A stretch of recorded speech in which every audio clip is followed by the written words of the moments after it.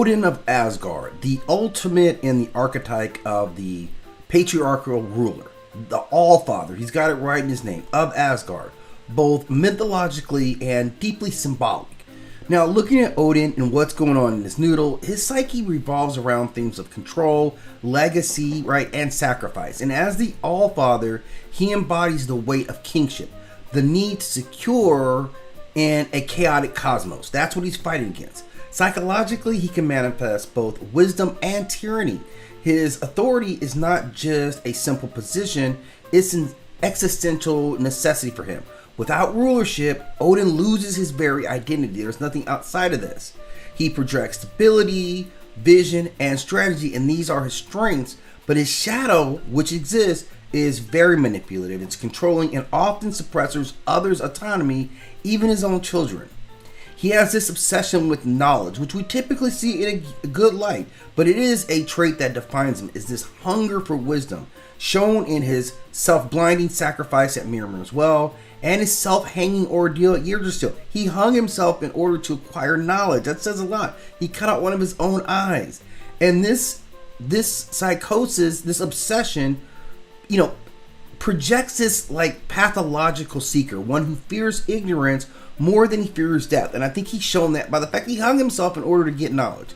This pursuit of hidden truth comes with this paranoia, though. He hoards knowledge. He often twists it into tools for control. So psychologically, he looks like hypervigilance and inability to rest because the unknown is always a threat. And even when he does rest, right, there is a huge ordeal with this Odin sleep. I don't know if that manifests itself in mythology, but in this modern take on him, his rest is a crucial time of vulnerability.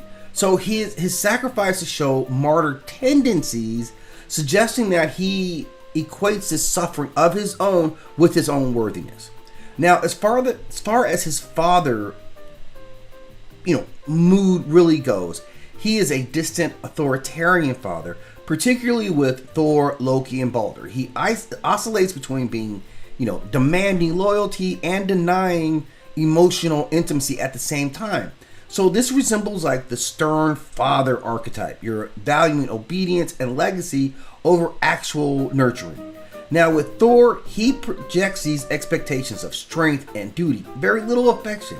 With Loki, this favoritism and manipulation that Loki faces contributes to his own instability, creating this cycle of betrayal and punishment. With Balder, he shows all this grief, which does show his vulnerability, but even then he responds with prophecy and war instead of actual healing. So there's a lot missing from someone who is supposed to be so wise. He also struggles with this fear of decline, as Ragnarok looms right over him, right? His psyche, he deals with it the same way mortality looms over a human person.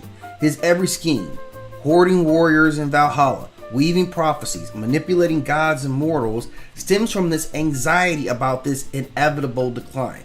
So psychologically, he represents the aging ruler, terrified of irrelevance, desperately trying to outmaneuver fate. And this aligns with a lot of the Thanos drive, this death instinct that Freud described. He fixates on destruction because he cannot escape it, and he shows it. His manipulation of destiny reveals this existential dread. He knows the end is unavoidable, but still he tries to cheat it. And so we have to see him in different ways than other, deity kings. Unlike Zeus, who rose through thunder and lust, Odin often rules with secrecy, deception. He lies. He's known for disguising himself. He withholds truth, and he sends others to die for his own vision. And it creates this paradox, this wise ruler and the sly manipulator, suggesting kind of a split in his psyche, where his conscious self is this noble king, but his unconscious embraces trickery to maintain control. It's an edge for him. And the duality of this instability, it makes Odin unpredictable, inspiring both loyalty and resentment in equal measure. So while we do see him as the wise king, seeker of knowledge, his dominant traits include obsessive, manipulation, sacrifice, authority, hypervigilant. His shadow traits show paranoia, emotional distance, fatalism, and exploitive nature at the core. So he's a ruler who carries the burden of foresight and power, yet his obsession with knowledge and control alienates him from intimacy, leaving him wise but alone, and in a lot of ways detached from the very people that he would seek to protect.